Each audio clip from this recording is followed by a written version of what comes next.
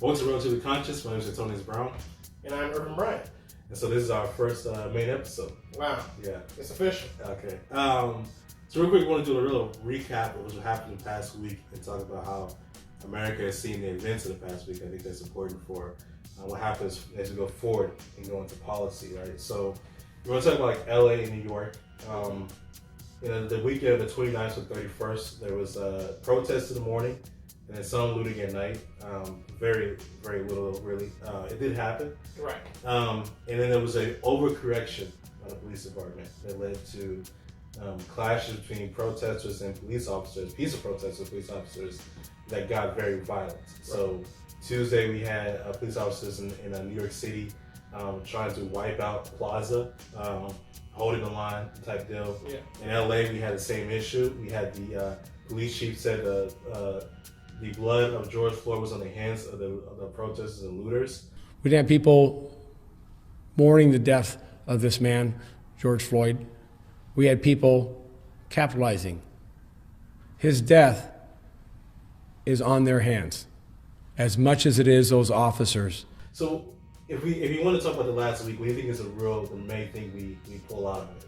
So the fact of the matter is, police have overcorrected in a visible way that honestly the black community has been complaining about all the while. So Black Lives Matter is only more popular as a sentiment and as a movement because even if for a moment, because the violence that we've always complained about and that the SWAT was predicated on to disrupt the Black Panthers and so on, all of these things are being filmed in response to the most peaceful activity, the most righteous activity that Americans are supposed to aspire to. Yeah, and so like, and we go back to the 1960s, right, when there was Bill Connor as the sheriff turning water hoses and dogs loose on protesters, right? The New York Times was there, Washington Post was there, but they weren't also getting hose turned on them, right? So they were there watching what was going on. They themselves were protected from the violence. But now in this course correction, the police officers have completely lost their minds and have turned their violence onto the media themselves. And it's not just, because we saw the black CNN correspondent get taken to jail. And so we walked away. I'm sorry? You're under arrest. Okay. Do you mind telling me why I'm under arrest, sir?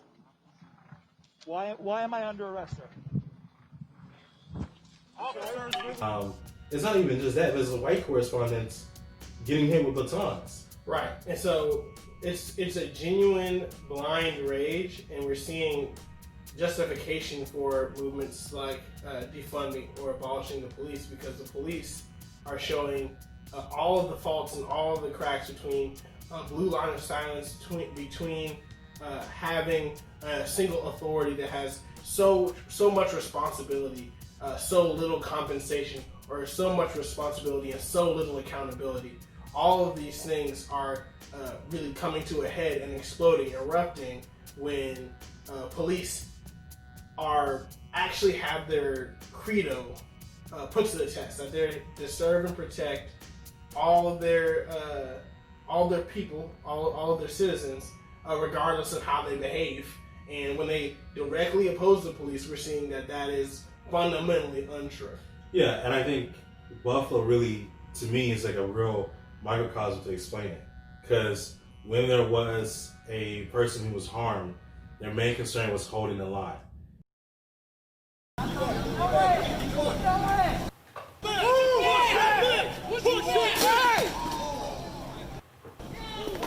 is bleeding! He's out of his ear! He's bleeding out of his ear! Get somebody over here! He's bleeding out of his ear!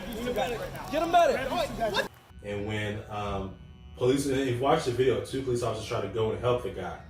And the main concern is holding the line. Yeah, so either a superior or a comrade, I don't know how they, who's what, but they reach down to help the man up and they are shooed away.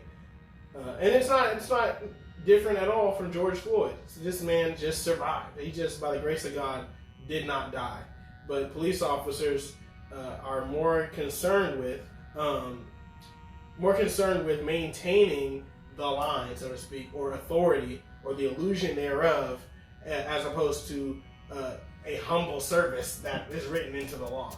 Yeah, the state is more concerned with maintaining order than it's concerned with the prosperity of its people.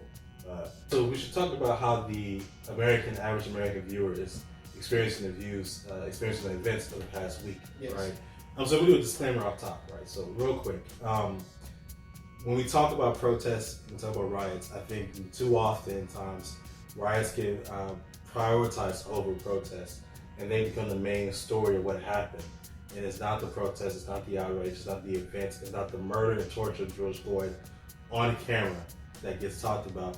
It is, hey, I'm mad because someone took some shoes out of Macy's, which, you know, whatever. But as a disclaimer off top, we're going to talk about the riots, but our main focus is the protest. We just think we need to talk about it so you can understand what the average American is seeing. Because many times you're on Twitter, if you're not plugged in, you're not seeing what they're seeing, and they're watching local news and seeing it.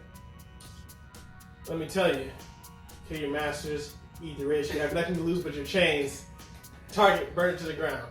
But in all seriousness, it's very real that there is a riot going on outside the Family Stone. But the fact is, it doesn't matter because people are dead. And the riots have a clear motive, right? They have a clear, not motive, they have a clear impetus. They have a clear starting point. Race riots have happened. Race riots are as American as apple pie. In the race riot, circa basically the 20th century, has been replaced with the police riot as race has been less and less entrenched in our law.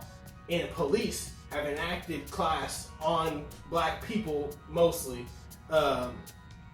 Then all of these riots mean nothing when it comes to the damage. They mean everything when it comes to the sentiment of black people. I'm sure you've seen the clip of a young man interviewed in Minneapolis just prior to the burning of the police precinct, where he said, you know, we're hurt, we've been hurt, I don't know if this is going to end tomorrow, I don't know if this is going to end the next day.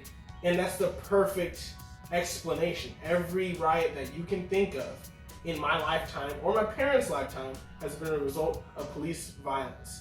And property is going to be destroyed, and it will be rebuilt because it happens. So I don't care if there's a riot. Like, go ahead and burn something down, because unfortunately, and it's a true tragedy, that's what brings the progress.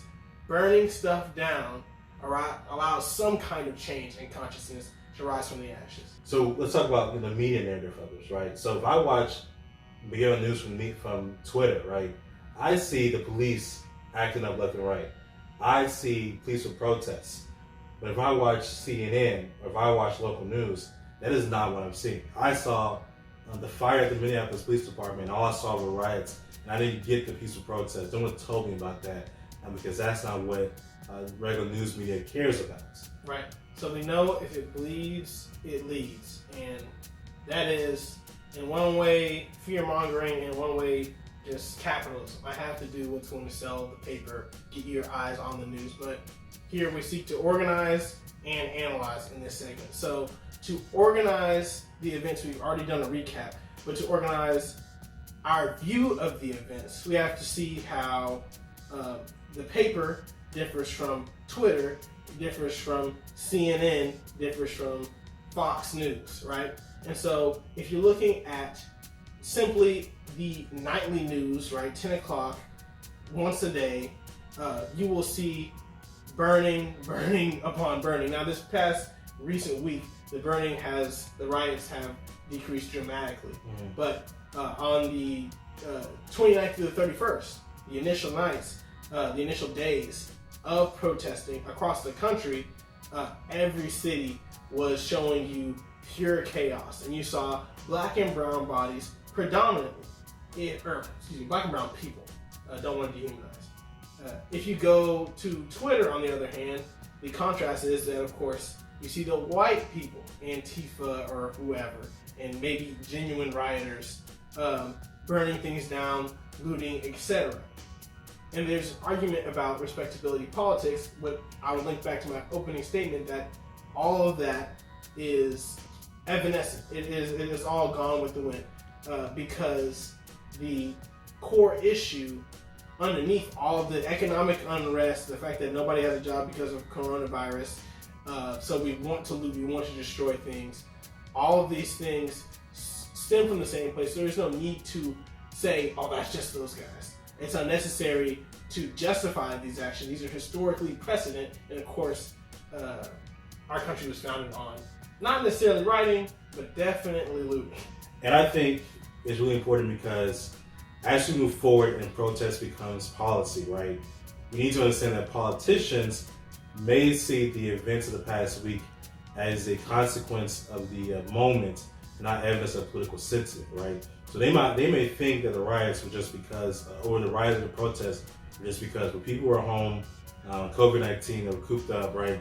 And they may not realize there's a political sentiment to this. So make sure they hear that there needs to be voting in November, right? So this has to continue furthermore, because a lot of people may put this down as, well, that happened in June, that happened in May, and they won't think that it really matters later on. And we got to make sure they realize this matters in November. It matters next year when elections happen. It should matter 4 years from now, elections happen again. Yeah, let us not forget that black murders have begun to be filmed for a decade since we had cell phones in our hand and were able to do them. From 2010 up to 2020, I've seen a disgusting amount of black people die. I've watched it happen, and at every turn, policy has yet to change in a way that will prevent me from being able to see it over and over again. So do not be fooled into thinking that this moment, because of its scale alone, will solve the problem. The politics have to happen in order to make Mitt Romney, who's at the Black Lives Matter march, actually follow through on that sentiment. Black Lives Matter. And so the last thing I want to ask is, like, since you're the historian, how do you think history will remember this moment? I have a BA in history. I'm not a historian, but how we remember it, and it's going to be key in how this develops forward. Because if we want things to develop into political sentiment as opposed to a spur of the moment riot, we have to continue in the way that things are now, where peaceful protests continue. And again, that's not to value the peaceful protests over the riot. I think both are immensely important and effective. But as peaceful protests continue, one who organizes and participates in that protest has to ask why, and has to ask, what are we doing? And when you ask those questions, you answer them with political follow-through, demands given, laws proposed, policies changed, and deals brokered. So as this continues, if we can keep the momentum going, as I say, keep the pressure on, then that'll eventually happen. The narrative will change from the Corona riots of 2020 to Black Lives Matter legislation.